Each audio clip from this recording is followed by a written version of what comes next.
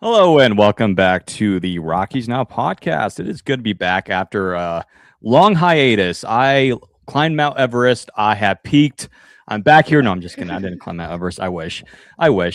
Maybe when the Rockies win the World Series. But no, it's good to see you guys again. It's good to see you all guys, whether you're listening or watching here on the podcast.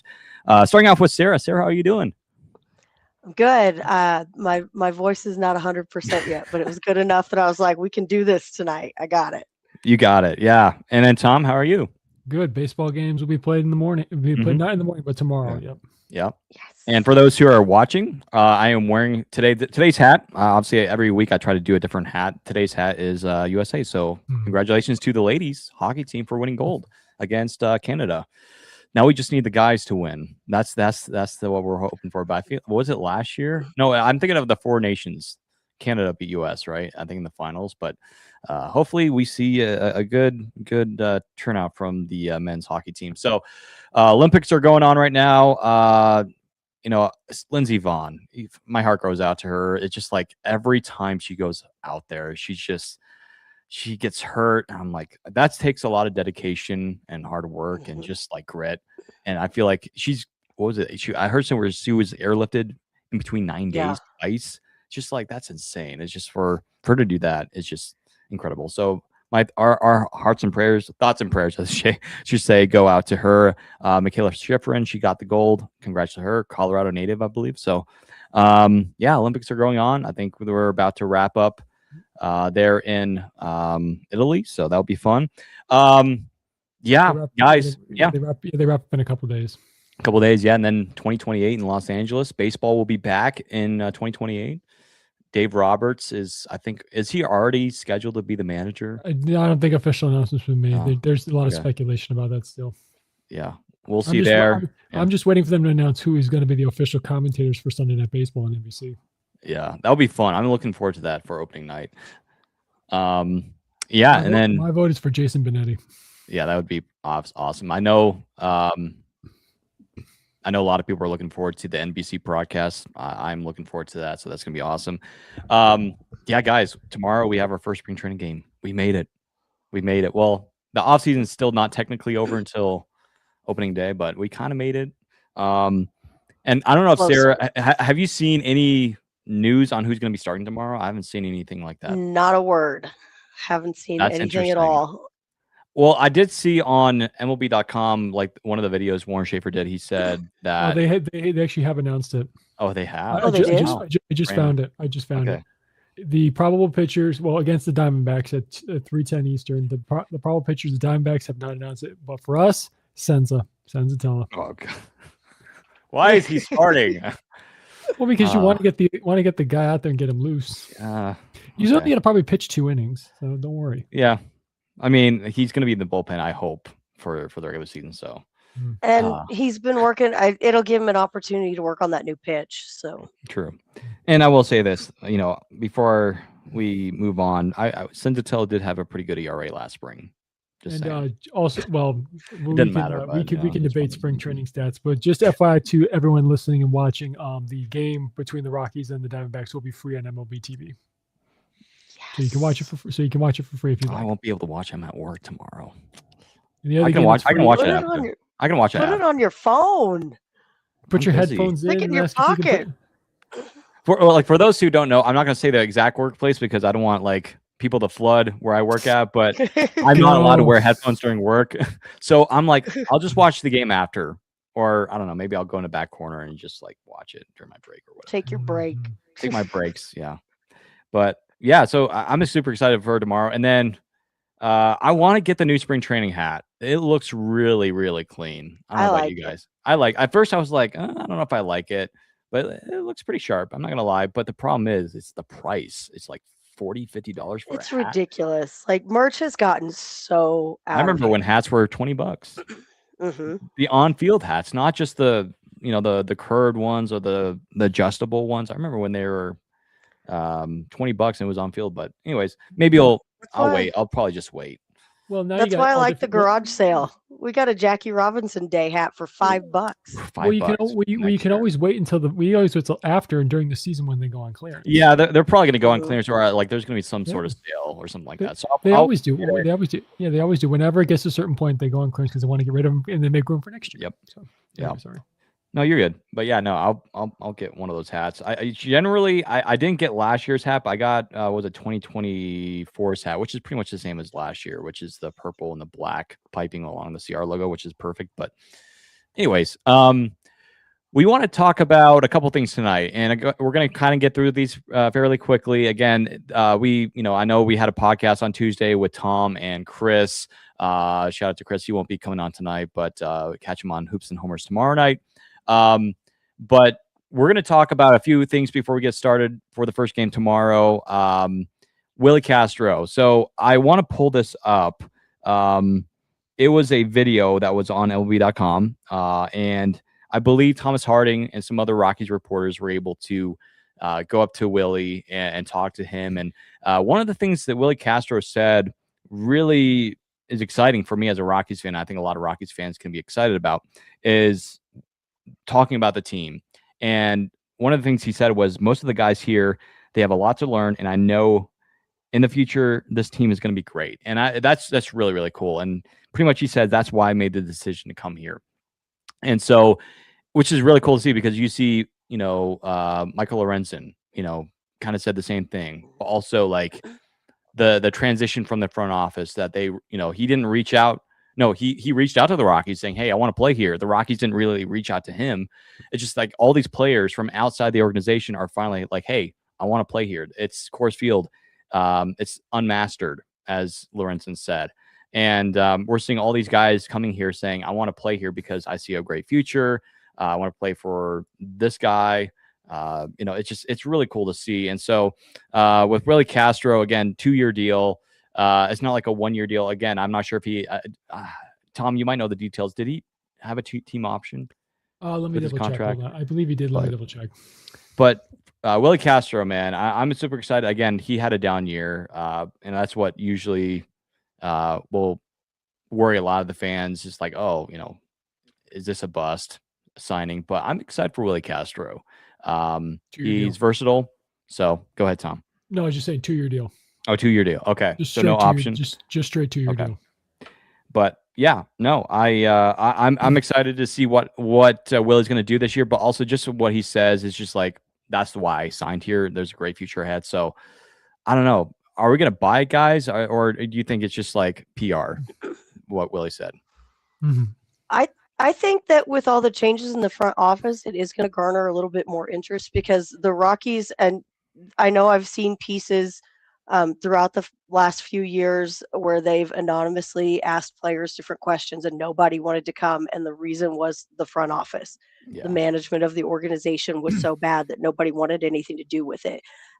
So all of these fresh faces coming in and the fact that they're coming from, they didn't just go out and grab random people. They got them from successful teams. Mm-hmm. So I think building that and seeing this new coaching staff that's coming in, I think that's going to garner a lot more interest from players that are hitting free agency because they're going to see, especially if you see a significant turnaround this season, I think you'll see a lot more people that are like, hey, I do kind of want in on this. That's a great place to hit. As Lorenzen said, the pitching hasn't been mastered there yet. I want to try this out. I want to challenge myself. And so I think it'll kind of depend on what happens this year, but I think there's a lot of potential to see more free agent players take some interest in coming to the Rockies. 2 things. One, it sets, just like Sarah said, it sets an image. It gives you off an image that hopefully this team is starting to turn out and there's a different attitude in the clubhouse. And number 2, you need to send a message to the entire clubhouse and let them understand. Because here's the bottom line. And I don't care if someone comes at me for this one, whether you are the world champion Dodgers or you're the team that finished last place. In this case, it was the Rockies with the worst record in baseball. You need to show up with the right attitude. It don't matter if you're the star of the team or you're the last guy on the bench. Because you are competing for jobs. Not everybody has a long-term guaranteed contract. So guys like Willi Castro, or the other day, White Sox catcher Edgar Carroll also talked about they're playing for the postseason. And you need to understand, if you're not a long-term signed player, you are playing for jobs. You need to set the right attitude and give off the image that, hey, If the Rockies or White Sox don't re-sign them or want to keep them, we'll gladly trade or sign them. Because the thing is, you have to send the message, because it don't matter if you're the betting odds favorite for that game or if you're the underdog. You need to show up every day ready to compete and play to win. That's how it is. You play the game to win. Because the bottom line, you are a professional athlete. You don't know how long you're going to play this game, and you need to get the best you can out of your career. So again, the big thing for that Willi Castro being the veteran in the clubhouse, you send the right message to a very young team that, hey, we need to show up to win. Because if I see someone who doesn't want to put full effort, get out. If I'm the general manager and I walk in, I see somebody sleeping, okay, get out, go home. Seriously, just go home. You need to have the guys with the right attitude. Regardless if you're ready to win 100 games or lose 100, you need to compete and play to win. Yeah. Yeah. I mean, and then you guys talked last time about Zach Veen, and it's just like the Rockies need a guy like Zach Veen every day. I just love Zach Veen now. It's just, I'm in love with him. Like you said, yeah. It's been a week. I'm so shocked. Like every time they show him, I'm just like, I can't believe this is that same guy. Like just from just that tiny little string bean. Like, cause I remember last year when he got the call up, cause I hadn't followed him, I knew there was a lot of excitement around him. I hadn't honestly paid a whole lot of attention to him because he was an outfielder. And I feel like just the last few seasons, there's been a lot going on in the outfield, like a lot of possibilities. So he was one that I'd kind of skipped over a little bit because I was like, well, he's so tiny. Like he's just such a little dude. Like even though he's speedy, what's he really, is he really going to be able to do a whole lot? And then he came up and it was just a total failure. And it was like, okay. Well, I think it was back just to go. Well, to your point, Sarah, I think also with his lackluster performance, I think a lot of people kind of wrote him off as not being a top prospect anymore.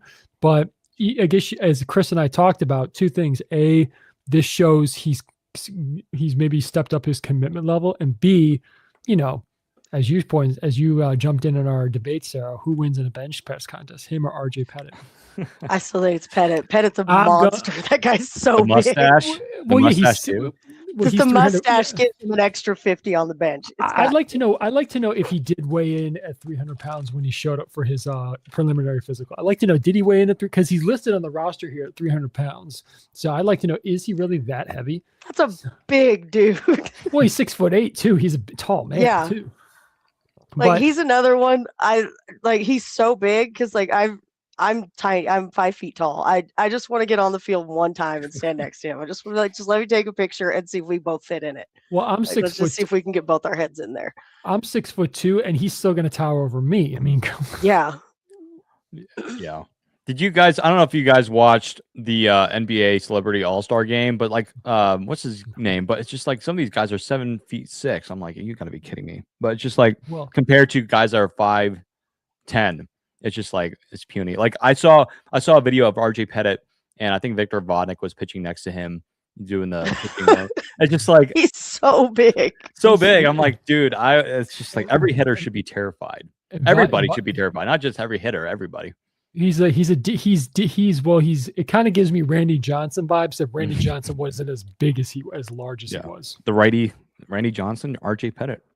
Well, RJ Pettit's just a light guy. RJ Pettit still got about probably 40 pounds on Randy Johnson in his peak. I think he was I think he was 250 at his peak weight. I think I could be wrong, but he was 6'10", so he was taller than RJ. Or he is taller than RJ. Excuse me. Yeah. But yeah, man. No, studying stuff. Yeah. Well, again, maybe I think if the Rockies training staff sees, maybe they'll put it to work. That's a content idea for them. Who wins the bench press contest? I think so. Rockies training staff, maybe you can get that going and put the video out. Tag the Rockies admin for their social media in this. Yes. They need to bring back the 3-point shootout, or no, the shootout, the basketball competition they used to do years ago. Trevor Story won casting that back-to-back years. Yes. They did ping pong. I know what they won. Yeah, I think Trevor Story did. Yeah. I think he won back-to-back years. I think. Yeah, and then ping pong. I think it was Charlie Blackman. I think, which is no big surprise. I mean, I know it was between Nolan and Charlie a couple of years in a row. Then they went to basketball, and then they stopped, obviously during the Bridich era or when things really got bad. But yeah, no, and then I just like we need to see that back, like a little bit more competition, change it up each year, like 1 year basketball, 1 year ping pong, 1 year bench press, 1 year golf, go karting. I don't know, something like that. Have fun on go karts, except no motorcycle bikes. No motorcycle bikes. Well, I don't know if go karting is one of the activities and player contracts they cannot participate in. Oh yeah, that's right. I think you're. That's right. If or maybe it's a go kart that doesn't go over 50 miles an hour, because I've driven go karts that go over 50 miles an hour. Those things. Those are fun. Those are very fun. Yeah. You hit a straightaway, you push the gas, you'll fly. F1 driver, here I come. Oh my God. That's one thing I don't think players can do. They can't either drive on a NASCAR track or get in the passenger seat with a NASCAR driver. I don't think you can do that. Yeah. Yeah, because Rockies players don't take any. When they did the game at Bristol last year, they let them do simulations, but they didn't let them get in the cars. There you go. Blooper got in the car. That was Braves mascot. But yeah. Well, what was so disappointing is that, Sarah, correct me if I'm wrong, but didn't they had to wait the next day? But they started the game and it was horrible, and like nobody showed up. Nobody showed up in the second day, I don't think. But Bristol, that time of year, it's real hit or miss if you're going to be able to do anything, because it rains all the time. All the time, yeah. Or go back to Iowa this year. Yeah, I'm looking forward to Field of Dreams. I was so happy when they announced that. I really hope that that's a mainstay every year. It's not going to be. It's just like the last year. It's not going to be every year because you don't want it to get saturated with it being every year. They're gonna try and find new ideas. Like they have the London series come up again soon. Then they may go back to Bristol. I don't know. Are they going to do like a cycle every couple years? They'll do like Bristol or like a racing track, then they'll go to Field of Dreams, and then they'll do like what Cardinals and Giants did a couple years ago at what was that? Rickwood. Yeah, Rickwood. Are they going to do? They could do something like that. They're I think it'd be cool. Yeah. They're cycling. They're cycling ideas. They'll announce new ones and coming forth, because I know I remember people threw out ideas of other movies, like you can do The Sandlot, which was filmed in Utah, actually, not California. They could do they can't do Major League because Cleveland Municipal Stadium has been Milwaukee Municipal Stadium has been demolished, so they can't do that. I'm trying to think of you can play at certain college sites. Like some of these college sites are actually getting really beautiful. Like the one in Brigham Young's, overlooks the mountains there. Omaha Stadium would be awesome. Yeah, remember same too. Oh, I'm sorry, I cut you off. I know you're good. Like I was mentioning Omaha, that's another nice stadium. Obviously, that's where a lot of the the College World Series is played, but that's another location. Oh, a little bit of this is non-Rockies news related, but I just came across it. Sources are reporting that reigning manager of the year, Brewers manager Brian Murphy is supposed to agree to a 3-year deal. Yeah, good for them. I mean, he's a great guy for that organization. I mean, it's just happy for him. Oh, sorry, Pat. Sorry, excuse me, Pat Murphy. I'm sorry, I said I don't know why I said Sean. It's Pat Murphy. Pat Murphy. Excuse me. Murphy. Sorry, Pat. If you hear this, I'm sorry. Speaking of managers, I saw the Braves were talking to some of the guys on the team about Walt Weiss, which, of course, former Rockies manager. We love him. Matt Olson was saying that they will walk into the weight room and Walt Weiss is over there with 315 on the squat rack, just repping them out. Shortstop. He's a shortstop. He is a strong man. He is a strong guy. He's not a junkie, but he's kind of a gym rat. I was impressed. I was like, man, can you imagine?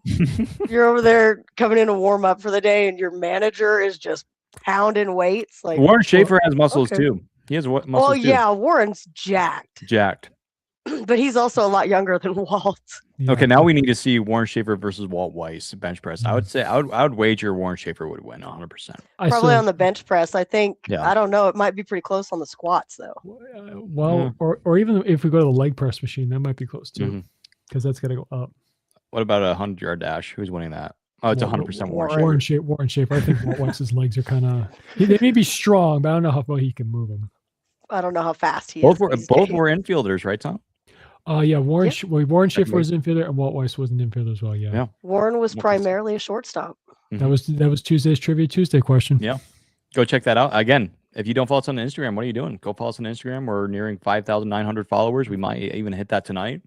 YouTube, we were talking about this before we got started. We're getting closer to 200 subscribers, so go check us on there. Now we're live on Twitch. So if you're a gamer like I am, like Tom is, I know I'm not sure if you stream your games, Tom, but not yet. Go check us on Twitch. It might be kind of fun. We should do like a live stream playing the show sometime. I'm horrible at MLB The Show. Like I lose every I'm not good at it either, but it'd be fun. I'm a great pitcher, but I'm not too great of a hitter. Yeah. Well, here's the thing. This past summer, I was playing a coworker of mine, and he just recently had gotten the game. I'm like, I'm gonna win with it, no question. So we decided to play the two worst teams, obviously the White Sox and Rockies, and I lost by like 7 or 8 runs. And this is a brand new guy that's never played the game. So that was a very embarrassing moment. So after that, I have quit MLB The Show, but maybe I'll get back to it. We'll see. Hey, Out of the Park Baseball 27 is coming out next month. I'm really looking forward to that. I love that game. But you know what? One game I wish could come back, and Tom, you'll probably agree with me. MVP Baseball. The MVP Baseball 2005 is arguably the best baseball game of all time. Again, we're gonna do a baseball video game episode one of these days. It's gonna happen. Just wait and see. Because that's one thing I want to talk about. Luke, we want to answer your question here. Welcome on in. Good to see you again. He said, I read somewhere that Pettit is an extreme supernator. Is that the right? Also, he is throwing from this directly above his head. Did I pronounce that correctly, Luke? Supernator? Yeah, you did. Supernator. Okay. And then he says, yes, Savage 2.0. Hey, that's not a bad comp. However, Savage is a little bit, he's shorter. He's stocky, but he's shorter. I'm looking up his arm angle. Hold on. Yeah. I do like Pettit's delivery. I think Chris did mention it on one of our previous episodes. Says he utilizes a high 3/4 arm angle. That makes sense considering his height, but not everyone does. Randy Johnson was just above sidearm, but he was a completely different pitch mix. He primarily focused on sinkers, sliders, and fastballs. So you want to keep that low. Although occasionally he did leave one up, and then of course that was crushed. Did you guys see the new? Because Pettit was a former Tiger. Speaking of the Tigers, did you guys see the new Tigers uniforms, the orange jerseys? I did, and some people. I love it. Some trolls said, "Oh, what is this? Orioles 2.0?" When it's nothing like the Orioles jersey. Well, no, because it's the same shade of orange, but if you look at the darker shade, it's not black; it's a dark shade blue. Yeah, navy blue. Yeah, I love them. So people who are comparing the two you need to have your eyes checked. Yeah. The navy blue jerseys also look great, I have to say. Well, the one underrated one that I think people need to talk about more is the fact the Marlins are bringing back their old school teams as their Sunday home games. Oh, I love that. Make them permanent, please. Like, just please. I was thinking about it this morning. It's just like the vibe around the Florida Marlins. Like, I know during that time, 2010, 2011, those were down years for them, and I know they were in that old stadium. Where did they play at? I forget the name of the stadium. Pro Player Stadium. Yeah, it's just like nobody showed up there because it was so bad. But it's just like they had good teams. Well, the issue was it was one of those stadiums that was doubled as a football stadium and a baseball stadium. They shared it with the Dolphins. And the problem was they had so much drainage issues because, again, in Florida, you get torrential downpours, and that creates a problem. That's why the new one is a retractable roof. Yeah. I don't know. Just comparing the branding of the current Marlins to the Florida Marlins is just, the Florida Marlins every day, it just is so beautiful. The logo. People dislike the two things. There's a lot of people like the logo change and of course the color scheme change. When they added orange, people didn't like that.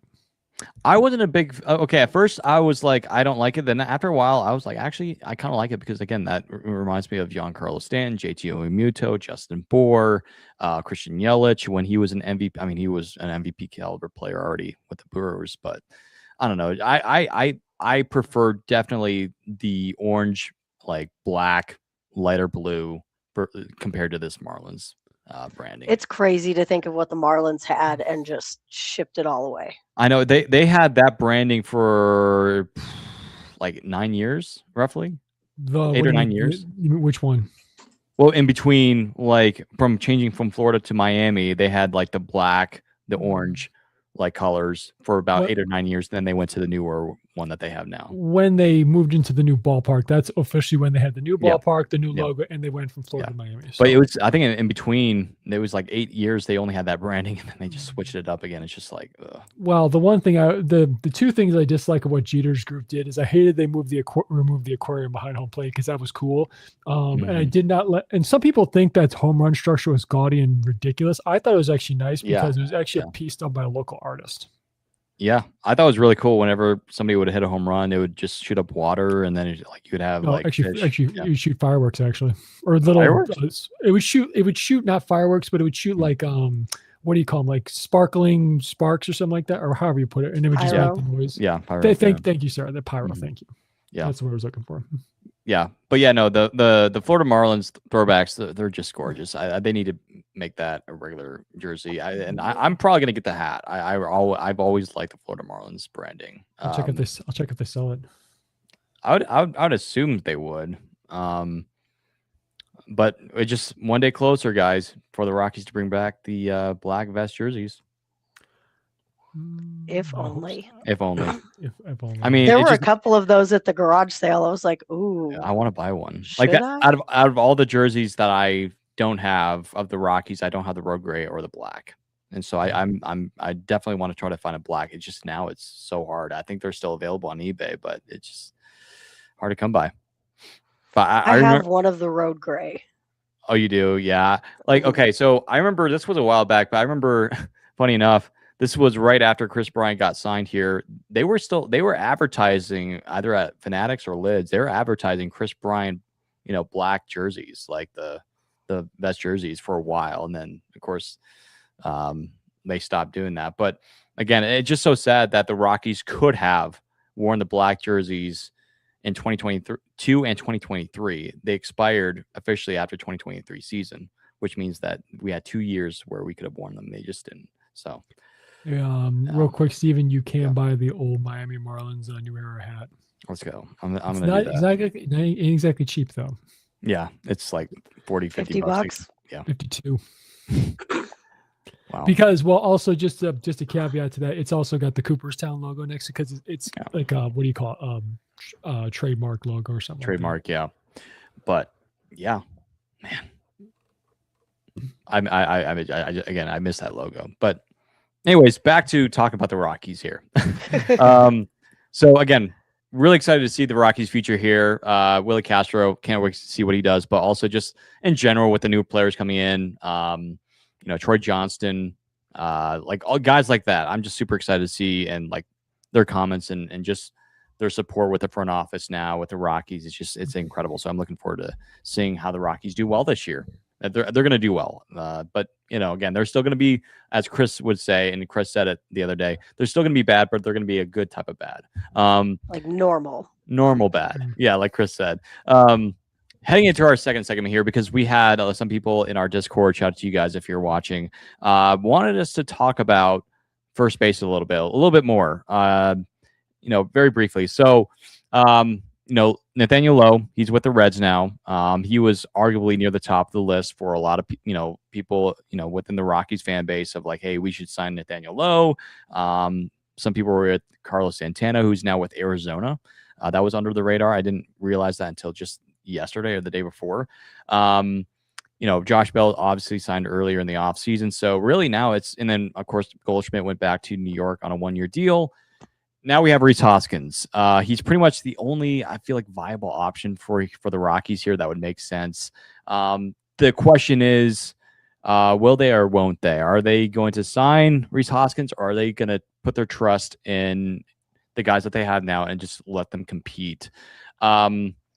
I just feel like we've gone to a point now where generally right before the spring training games, the week before spring training games start, that's when you make your final preparation, your final moves. However, we've seen a couple of times before. I think last year the Rockies signed Nick Martini right around now, actually. I just feel like it would make sense that Rhys Hoskins would come here, but I just feel like the Rockies are going to see what they have at first base. Charlie Condon, from what I've heard from camp, a lot of people are buzzing about Charlie Condon. His defense looks great at first base. He's been doing reps there every day. In the cage, he's looking great. I think that they could target maybe Condon making his debut. Of course, you don't want to rush him, but I feel like they're pretty confident, especially with Driveline and everything that they've incorporated for this year. Of course, with the new front office and everything, and the new hitting coaches, Brett Pill coming over from the Dodgers.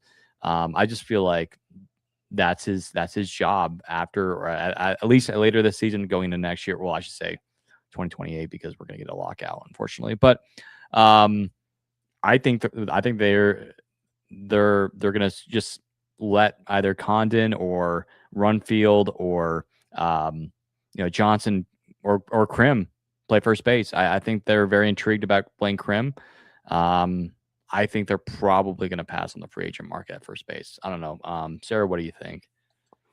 I would agree with you. From what it looks like, and I know we've mentioned this a couple times over the last few weeks, it's looking more and more like I wouldn't be opposed to them going out and finding another corner infielder. I just don't think it's happening at this point in time. I did see Blaine Krim taking some swings the other day. He looks good. I was impressed with him last season. And of course, as we've talked about Rumfield, with him looming there, that's a big guy, which that was the thing that made me the most nervous was all of our guys at first right now are smaller dudes. And then you have Rumfield on the horizon there. So I think it is going to be what they're just going to roll with what they've got. Mm-hmm. Well said. I agree. Here are your options. You can bring back DJ LeMahieu to play first. You can have Wilmer Flores, Justin Turner, who's 41 years old, or Rhys Hoskins, who will turn 33 soon. I just don't think there's much of a market for any of those guys, or at least not enough to where any of them are finding the offer they would like to sign. Again, we're going to get the DJ LeMahieu retirement announcement anytime soon, probably, I would like to think. Yeah. Maybe Rhys Hoskins failed a physical and it's just not gone public. Who knows? Mm-hmm. There's many factors. But to Sarah's point, I agree. Rumfield, I think, is the guy they're really focusing on in the next year or two to be the long-term option. So I think they're just going to stick with what they got. So it's good to maybe they might kick the tires around a little more as spring training goes along, but I think they're going to stick with what they've got. I agree with Sarah. Yeah, and like Ty France, a lot of these guys, I forgot to mention him. A lot of these guys, you have to put in perspective. A lot of these guys signed minor league deals. So I'm not saying that Rhys Hoskins would also be a minor league deal, but it would make sense for Rhys Hoskins to sign somewhere on a minor league deal. Same thing with Nathaniel Lowe. So I don't know, but yeah, I agree. I'm excited to see what the competition is. It's just with everything. Again, we've mentioned it multiple times already, and I'm sure you guys talked about while I was gone, but. Just I like how the Rockies are having competition. Like nothing's freely given. You're going to earn your spot on this roster. And we're probably going to see a weird lineup tomorrow. I'm so excited for tomorrow. We're probably going to see somewhat of a weird lineup. Obviously, it's first spring training game. You're not going to see opening day lineup. You're not going to see Tovar at shortstop. You could, but yeah, there's going to be a lot of competition. So that's one thing to look forward to. I do want to mention a couple things here. German Marquez. So from our last episode on Tuesday, German Marquez has a new home. He is going to San Diego. And at first I was like, oh, he's going to be reuniting with Elias Diaz. Well, then just today, Elias Diaz, it was made official. He is signing with, I believe, the Kansas City Royals on a minor league deal. So I'm like, no, because, Elias Diaz and Marquez were buddies when both of them were here. So happy for Marquez, but Marquez did make a comment that I do want to quickly talk about. He said, "I'm excited." Something along the lines of, "I'm excited to play for the Padres. I'm play for a team that wants to win." And then he said, "When I was younger, Sarah, you might be looking at it right now, but he said when I was younger, I played for a team that liked to win." I'm like, oof. He's not wrong. He's not wrong. But I think he enjoyed his time in Colorado, but it's just I think he wanted to say, hey, we could have done better in Colorado. It's just that it's a shot at the former front office, I think. Yeah. And he's another one that it's kind of a what if, because of course last year was his first year, he was back from Tommy John, and he struggled quite a bit. And I I kind of would have liked to have seen him back to see what this new pitching staff could do with, or I coaching agree. staff Yeah. could do with him. But I'm happy for him. He's going to a much more competitive team.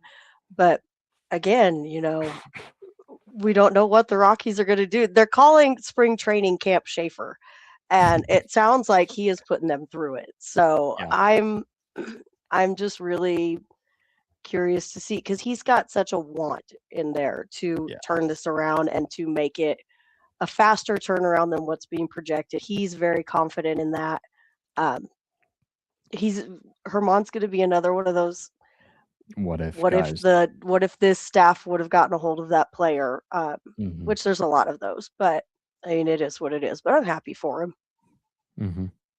Yeah, it's hard to believe. I mean, this guy in 2018, and I'm talking about Marquez, he had more strikeouts than Aaron Nola. Now, granted, this was when Aaron Nola was young and still coming into the league, but just Marquez finished 4th, I believe, in baseball that year in strikeouts.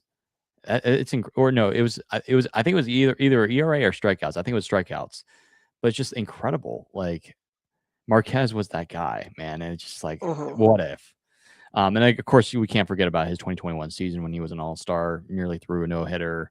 But like you said, Sarah, it's just like, what if he could have succeeded under the new pitching staff? Which again, maybe I don't want to spoil it too much, because we might be I think we're still going to try doing this, is doing it like the Rockies Now team hot takes. We might do a post about that. But, I'm curious to see how Chase Dollander is going to do, how he's going to bounce back. I think that he's the most intriguing guy for me on the Rockies about turning it around, especially at Coors Field, because we already know how good he is, out of Coors Field, like on the road. Last year, Chase Dollander was amazing. Had a sub-4 ERA. His stuff was nasty. Nobody could have really hit him, but at Coors Field, he just could not do it.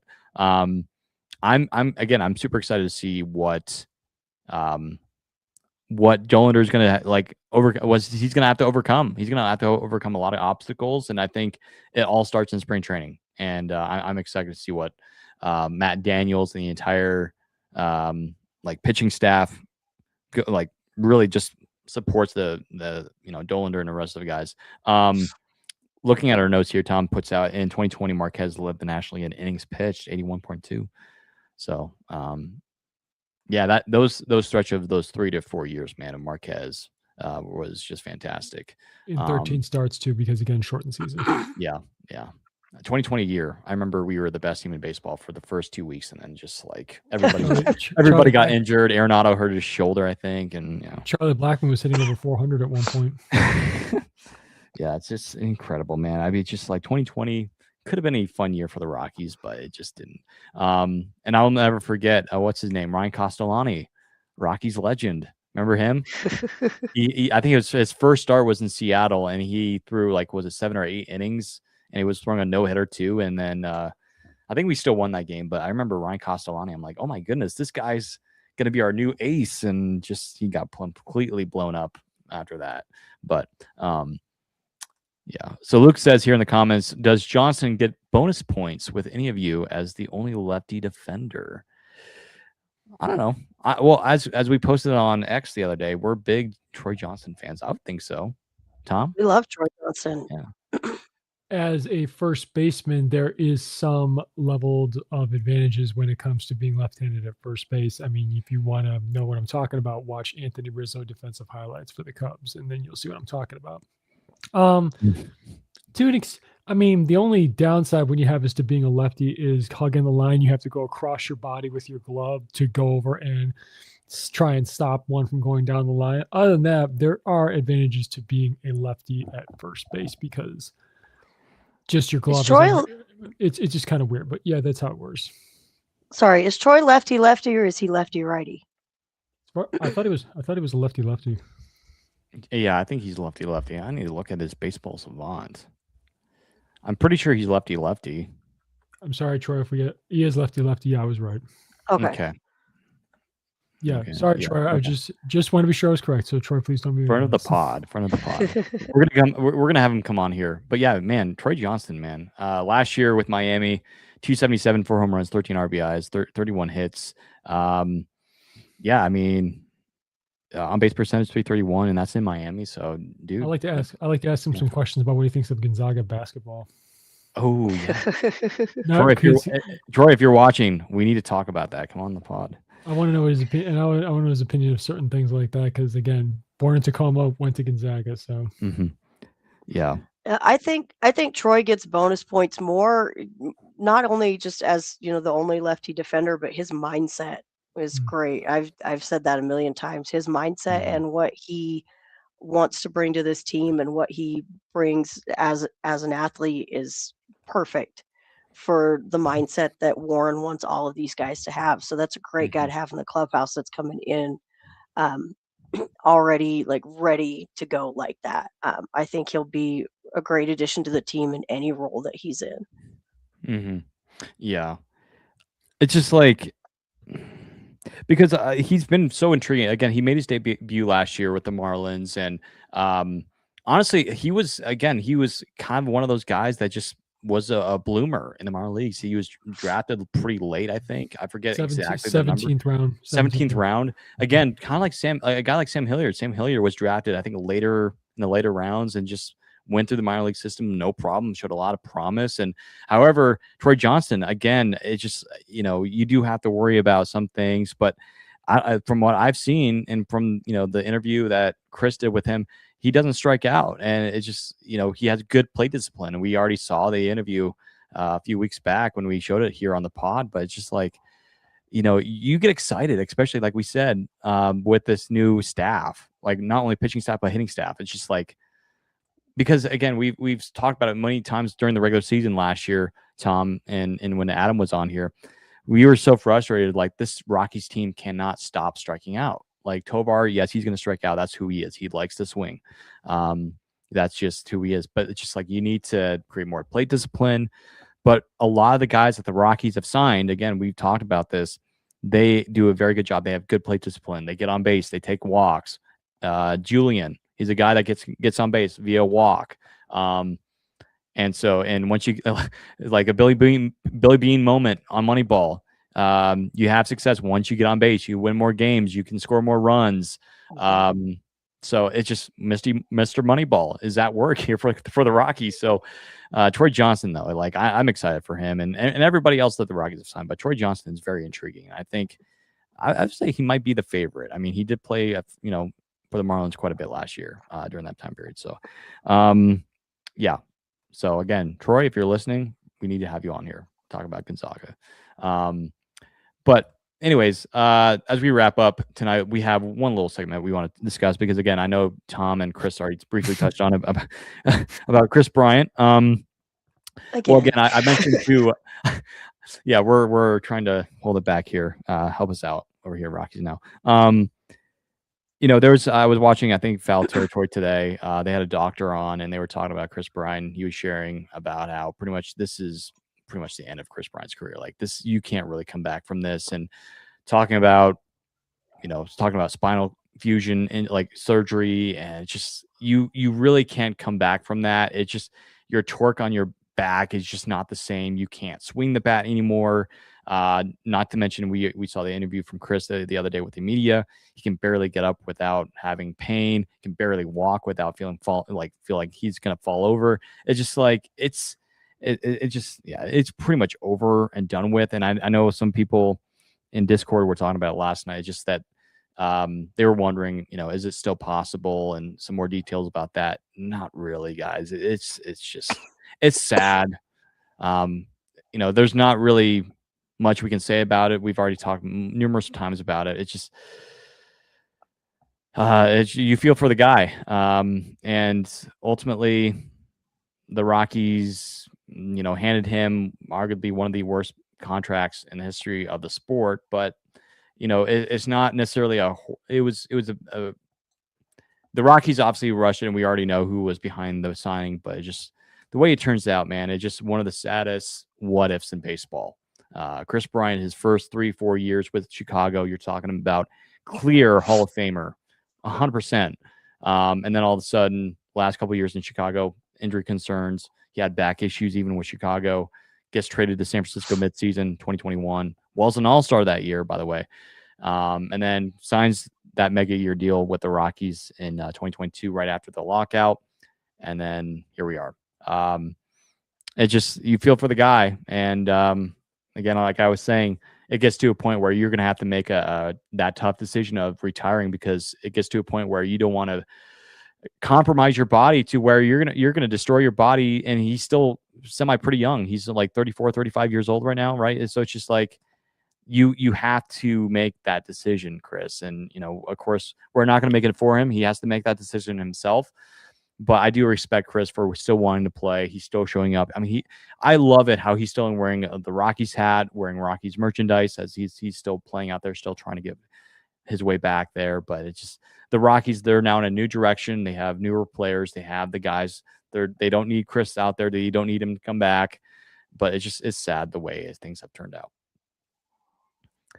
Yeah, and I mean, and on top of that, he's got I think he's got 3 little, they're little kids. Yeah. Like he's got the twins and one other kid. They're young. And so for him, it's going to have to come down to a decision about what is your quality of life going to be going forward. Because if I have a lot of respect for him for continuing to try to rehab, and the club and Warren has stated that they are behind him in this process, and he'll get to make the decision when he's ready to make the decision. But I think that that's something that he's probably really got to take into account, because I know he wants to be out there. But even if he were to have that fusion surgery, that is going to impact his quality of life significantly. And he's going to have to make that decision to step away and do what's going to be best for him and his family going forward. I would love to see him continue some form of role with the club. Because I think as good as he was and what we know he could be if he were healthy, he's got a lot that these younger guys could learn. Really, I think he's got a lot of valuable experience and a lot of baseball knowledge that he can be passing down to these guys. And I hope that that's kind of the role that they're going to have him in, because I know he was in the dugout quite a bit last year. I hope he's there again this year.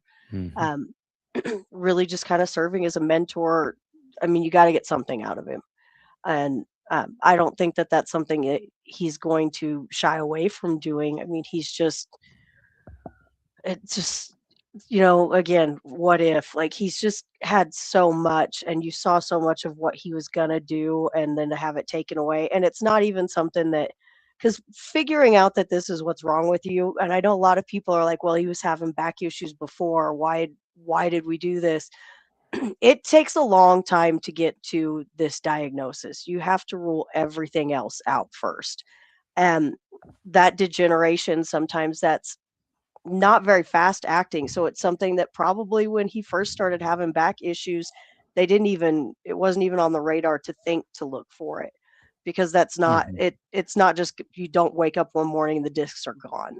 It's a degenerative process. So this is something that he has no control over in any way, shape, or form. And I feel it's absolutely heartbreaking to see him go from what he was to a guy that can't get out of bed. I believe he said it feels like lightning all through his body all the time. That's awful. No, I agree with you, Sarah. The truth is, I mean, again, I grew up in Chicago. I watched it firsthand, his 2015-2016 season where he wins Rookie of the Year and then he wins MVP, and of course helps be a key contributor to lead the Cubs to their first World Series in 108 years. And of course, you would like to think, if not a Hall of Fame career, we were looking at possibly a Hall of Pretty Good career, or just past that. Again, shout out to the Hall of Pretty Good. If you don't follow those guys, go ahead and do it on Instagram. Yeah, great guys. It's a great follow. We already have one entry. Ubaldo Jimenez recently elected into there. So, but when it comes to KB, I said this on Tuesday with Chris, and I think the decision's already been made. I think behind closed doors between Chris, the Monforts, Scott Boras, Warren Schaefer, I'm sure, has been involved in the discussions. I think the decision's been made as far as if he can't get back on the field by this date, or if he plays this many games here, or there, then I think they've agreed that this will be when we'll plan to part ways with you. You continue to do, but just like Warren Schaefer kind of alluded to indirectly, they are behind him, which is what you want. They're probably encouraging him, do what you can, rehab, strengthen your body, see what we can do. mediate the pain and soreness as much as we can.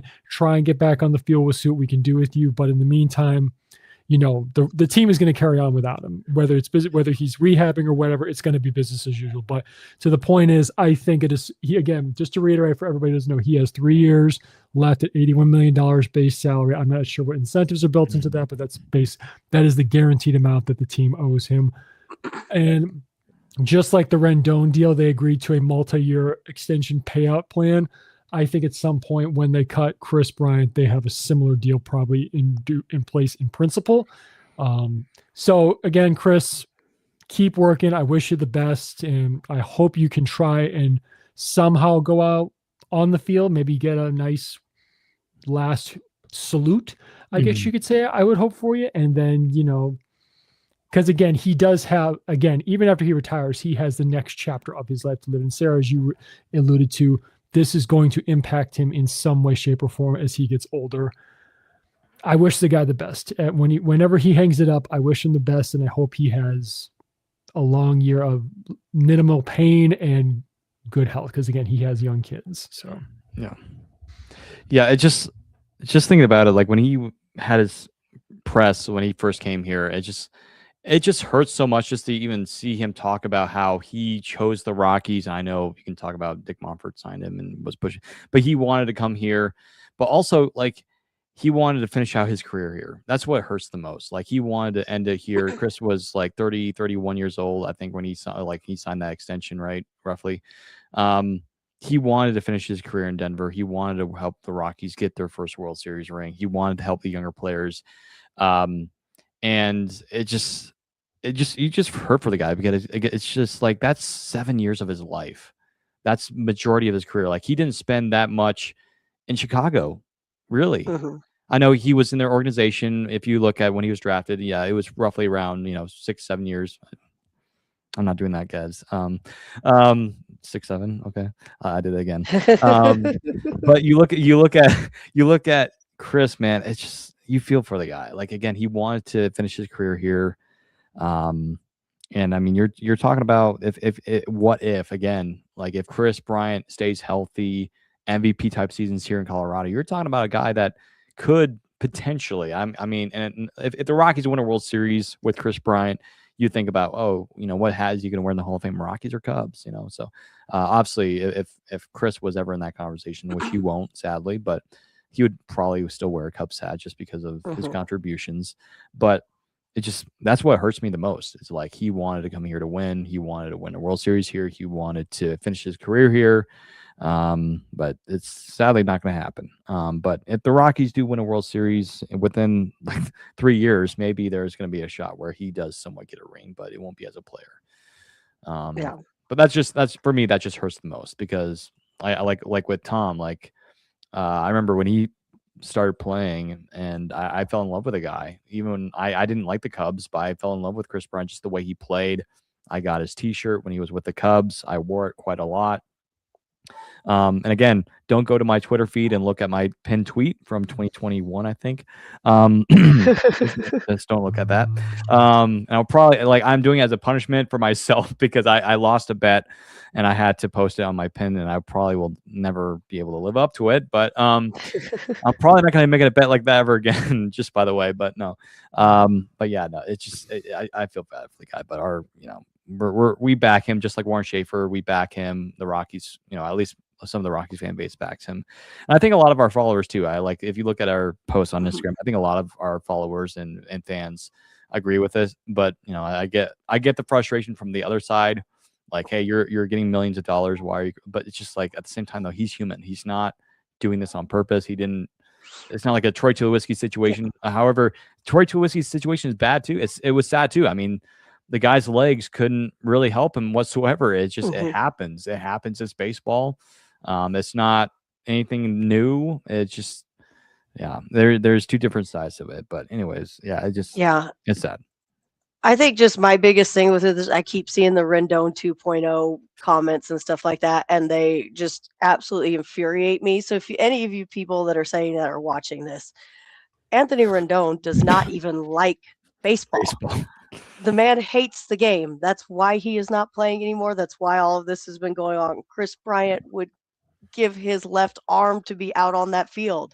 If Yep. he possibly could, he would be out there. He is doing anything he possibly can to get out there. Probably so his left arm, right? Probably his left arm. He's a yeah, righty, so. you'd want to get rid of the left one if you're doing it. But I mean, this guy would love nothing more than to be able to step out on the field and start a game again. Yeah. And it stinks because the fan base, so much of the fan base has turned so sour against him. When you shouldn't be mad at him for the contract. Be mad at the former front office for the contract. That's who deserves the hate on that. Yeah. And B, the guy wants to be out there playing for you guys. It's not his body will not let him. Yep. And yes, he's going to have to make that decision to retire, but you have to respect the fact that he's doing everything he can possibly. He's been all over the country looking at different doctors, at different this and that and everything else to try and find some way to play baseball again. So you have to give him that credit for that, and that he loves the game so much that rather than just saying, that's it, I'm done, he wants to find some way to make this happen. And it just stinks that, if he were to step out and take a last bow at Coors Field, it would probably be a little bit of a mix. You would hope that it's against the Cubs and there's a lot of Cubs fans in the stands, because then it's going to sound good for him. But it's something, it just bothers me. But I'm just that kind of person. I hate it when I see a fan base turn against somebody that can't help their circumstance. Like Rendon, he deserves all the hate he's gotten and then some, but Chris does not. No, not at all. Yeah. But you can't blame the guy for signing the dotted line. You blame the guy who gave him the dotted line to sign. Yep. Yeah. Back to Anyways, you could. I don't know. I mean, again, players have to pass physicals. I mean, I don't know what showed up on his physical. I don't know. I can't. I'm not a doctor, and I don't play one on TV, but I can't just say I don't know what showed up on the physical. But the point is, I mean, maybe. I'm trying to look up, and Chris, I'm looking up the Cubs schedule. I'm trying to see when we are going to be in Chicago and Wrigley.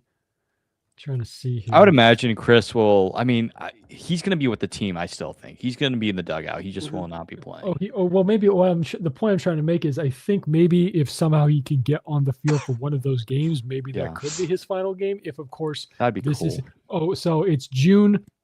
The Rockies will be in Wrigley Field June 9th, 10th, 11th.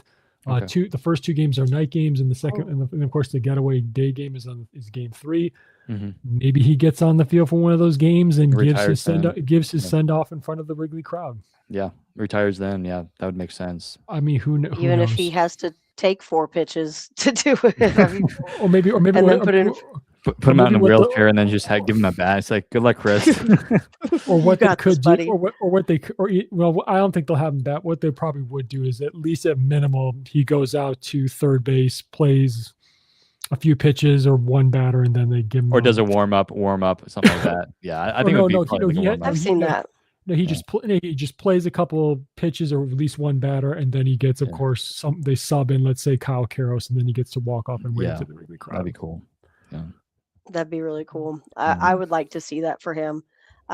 Did you guys ever see, it's been a while ago, they had that video, because of course my favorite corner infield duo ever was him and Rizzo. Those two are hilarious. Anthony Rizzo is hilarious. Yeah.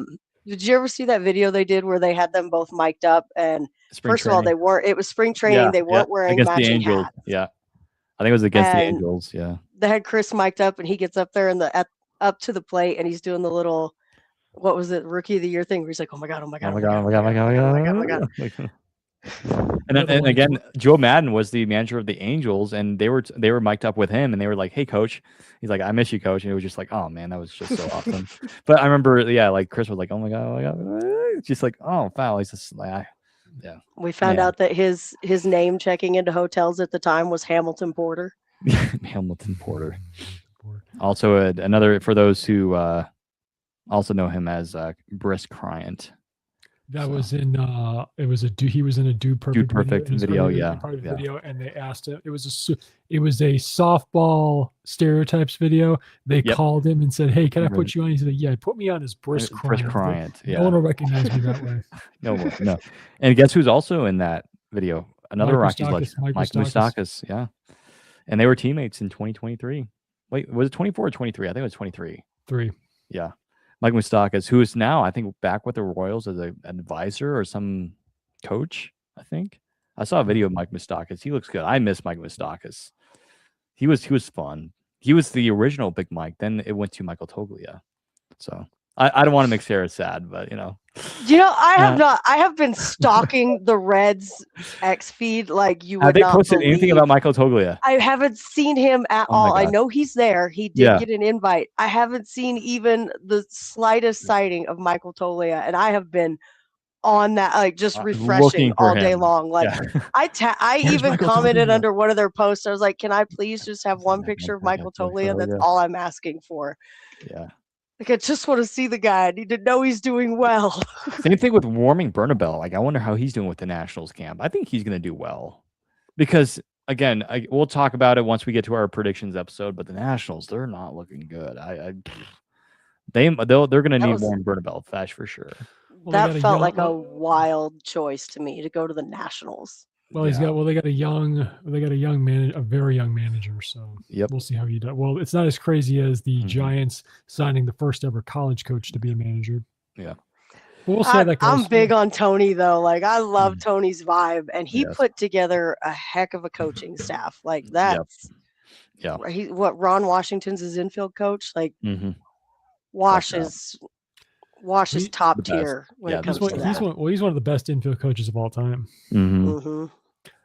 And you could even say it's unfortunate that he kind of got the short end of the stick when it came to his end with the Texas Rangers. Oh yeah, he was also under. He's very much missed in Atlanta. They should have won one of those. They should have won one of those World Series that they made.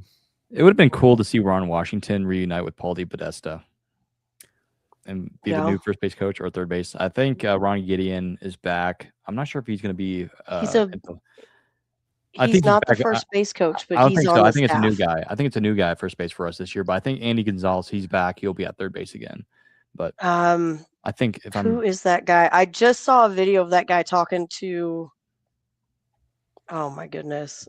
His last name starts with a B, but I just saw a video of him talking to a group of guys, and Zach Veen was there just towering over everybody. And I was like, what is this? What is this? But again, it's just so refreshing to see if you go on YouTube or on, like, again, MLB app, just to see like some of the videos. It's so refreshing to just see baseball guys back, but also new people like Matt Daniels. Like, I've never seen that guy before. And it's just like, oh yeah, he's brand new into the organization. Like, I saw a video of Josh Burns. I'm like, who's that? Oh yeah, that's Josh Burns. We have a new GM now. That's just like, I'm so used to seeing Bill Schmidt or Jeff Bridich now, but it's just like so refreshing. Doug Bernier is the first base coach, but yeah, there's this video of him. It's Cole Carrig, Avens, the mic'd up video. Yes, yeah, and Veen is he's just a unit standing there. He's larger than Jordan Beck. He's larger than Jordan Beck, and Jordan Beck is huge.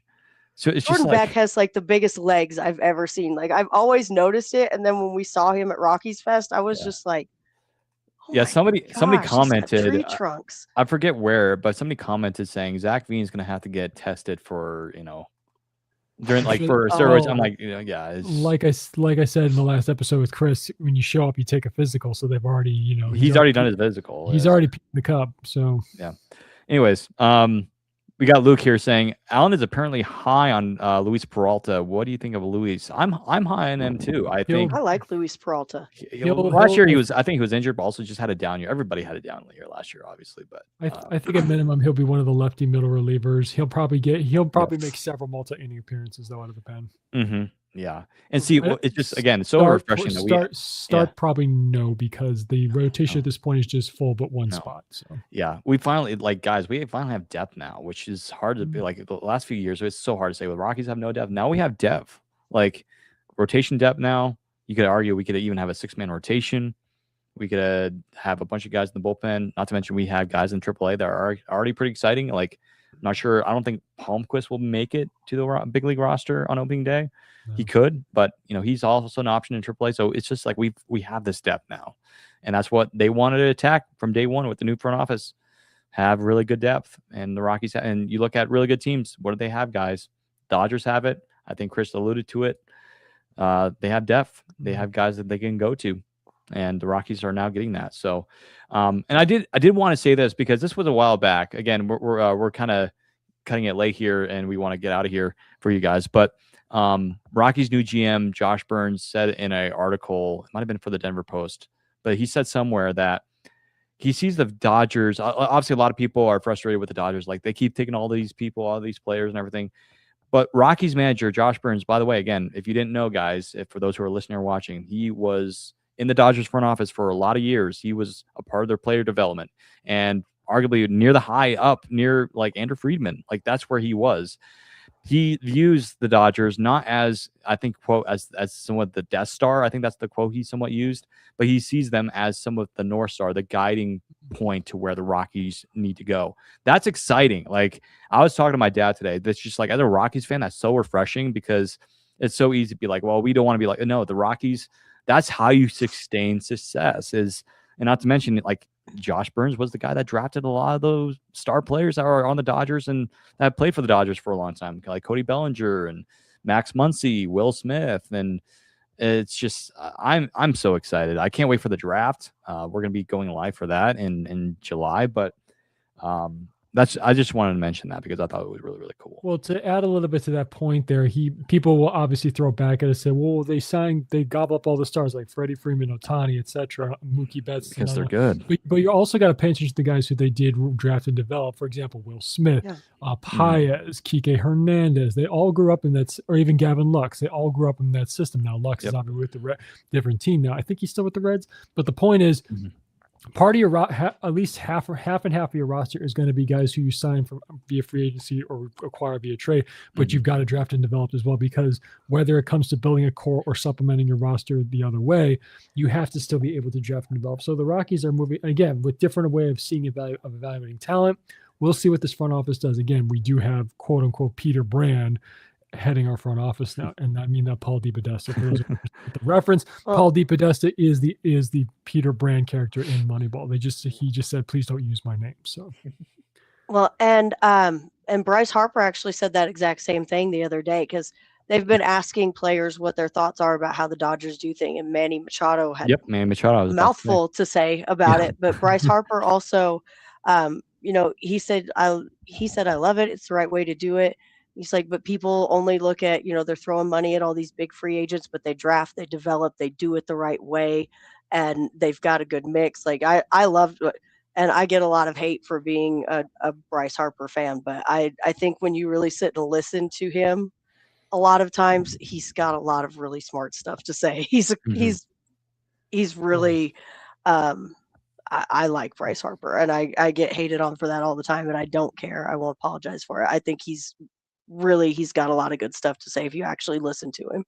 I'm the same way, Sarah. I'm a big Bryce Harper fan too. I have since he was on the cover of Sports Illustrated at 16 years old.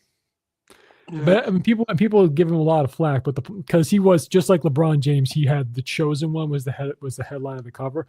But the problem is he's lived up to it. He could have flacked out and busted in the didn't pan out in the minor leagues, and he had a lot of hecklers. If you actually watch or went to any of his games in the minor, he had a lot of hecklers in the minors, because some fans can get brutal, not just at the major league level. But he made it. He's become quite a player, and he has a real shot at making the Hall of Fame. So. No, yeah, I won't apologize for being a Bryce Harper fan. Sure, he is a villain, because he is a guy that you love to hate, and people go to watch him screw up or get tossed out of a ball game. He does have some of the best ejections of all time. I'm not going to lie about that. They are entertaining, but he's a great player. He backs it up, and I think again we'll see. But at the end of the day, he's right. He is, he is very insightful, because you don't get to where he is right now without being smart and doing your reading and studying about these kind of things. Dude, I was so upset because 2 years ago we went up to Denver for the Phillies series, and the first game of the series he got tossed like so early. Yeah, like, first or second inning. Got tossed right away, and I was like, and we were going to the next game, and I was like, oh man, because I wanted to see two things. I wanted to see Bryce Harper hit a home run, and I wanted to see Bryce Harper get tossed, and he got tossed the night before, and I'm like, oh man. But then he came back and hit a home run the next day, and I was like, okay, I got one. This is my gripe with umpires. He was just simply calmly talking to the umpire. He didn't say if you do the John Boy thing where they lip read his lips, he didn't curse. He didn't say anything wrong. He just said, he just said, I disagree with that call. And of course, umpires, my problem with umpires, and I've said this before, they're too thin-skinned. They need to train umpires to give players a little bit of rope to complain a little bit here. Now, if a guy chucks his bat and throws his helmet, like again, i.e. Brett Laurie 1 year ago when he chucked his helmet at the ground and hit the umpire. If you do that, okay, get out and go to hit the showers. But if a guy just simply wants to talk to you about the call, like say, hey, I disagree with that call, something like that, that's fine. I think umpires need to learn that, just like the famous phrase, they're not there to watch you, they're there to watch the player. If the player wants to calmly voice his displeasure, okay, that's fine. Let's have a short talk about it, okay? But if you're going to yell at me and you're going to throw stuff at the ground, okay, hit the showers, pal. Yeah, he asked him where he had it, like where he had that ball. That was where it started, and he just boom right away. But and that also, umpires having a little bit of a thin skin got us the greatest moment of the season last year when Tyler Freeman got tossed over nothing, and Warren came out. And if I wasn't already in on Warren before that moment, that was it. Did you see, Sarah, speaking of umpires, did you see Chris Sale talk about the ABS system, how he's not going to challenge? He will never challenge. You will never, he's like, and I respect Chris for that. Yeah, I do. Absolutely. I like Chris Sale for that. I like that. I like that he realizes that that sometimes the way the catcher is receiving the ball is what ends up making it a strike. And if he challenges something, that could end up affecting how his catcher is going to have to receive the ball for the rest of the game. He said he's going to leave it up to his catcher. If his catcher wants to challenge it, then cool, he can do it, but he is not going to be the one. And I think that's I like Chris Sale a lot too, though. He's great. Yeah. He did well. Again, he's my favorite pitcher in the game today, and he brings up a good point, because if you watch catchers, and again, if you're watching the YouTube stream, you see what I talk about. Catchers set up low, and they put the glove down, and they raise it up like this to kind of buy the low strike. And also, there's people realize there's actually catchers do this in part of their training. They learn different ways to frame inside, outside, up, down. And the thing is, if I'm a pitcher, I'm solely leaving it up to the catcher to challenge the ball, because they have the bird's eye view of what the pitch looks like when it crosses the plate. I do not. So that's the thing. I do agree with you, Sarah. It should be the catcher's discretion to make the call. Yeah. One thing I noticed, like Hunter Goodman in some of the videos I've seen so far, that's done by like Patrick Lyons or Thomas Harding, whenever they've been able to post that on X. Hunter Goodman is still framing like, you still trying to want to buy that call. That's great. That's important, because you don't want to have that out of the game, because that's still going to be important. And the catcher position is obviously, it's not going to go away. I mean, it's still going to be super important. So, but yeah, I'm excited to see, because again, we're going to see it in spring training again, over the next few weeks, but we're actually going to see it now going into the regular season. So I'm excited to see it. However, I don't think it's going to be that big of a deal. I don't think a lot of people are going to use it necessarily. I think it will be used, no question, but it's not going to be a huge deal, I don't think. And they are going to have, they're going to have to be selective with it too, because it's again, you only get two. Of course, if you win the challenge, you get to keep it, but you are still going to have to be selective with when you use it. You don't want to use something right off the bat in a game, and then you've got one challenge left. I don't think it's going to impact it very much, but it will be something that'll be good for those moments where, and we've seen them time and time again, where that missed called strike down the middle, that ball that was in the dirt that was called a strike ends up changing the entire game. That's like where it's going to be more important. Like that one time Ben Zobrist was called strike 3, and that was against the Rangers, and I think Joe Nathan was the closer, and you can see Joe Nathan was like, wow. It was a curveball at least 4 or 5 inches off the outside of the plate. It basically hit the dirt and was called a strike, and Ben Zobrist was like, what? Are you serious right now?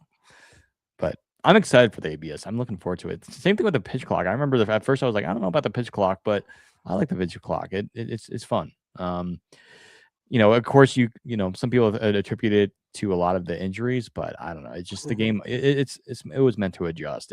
There's always adjustment to the game. But Luke says Karras is up I almost said 200 pounds. I almost said 200 pounds. No, that would be crazy. 20 pounds. Anyone had eyes on him? I have kind of noticed that he looks a little bit more bulkier. And Luke makes a good point. Maybe the Rockies coaching staff is like talking to Zach Veen and some of these younger guys. Hey, get some more muscle.